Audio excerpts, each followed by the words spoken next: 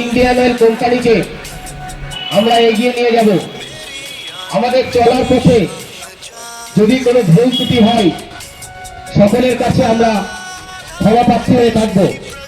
আগামী দিনে আমরা এই প্রান্তে কালীমাতা পুলিং স্টেশনে কোনো রকম অভিযোগ বা কোনো রকম দুর্নাম ঘটতে দেব না, এই শপথ নিয়ে আজকে আমরা কাজ শুরু করলাম।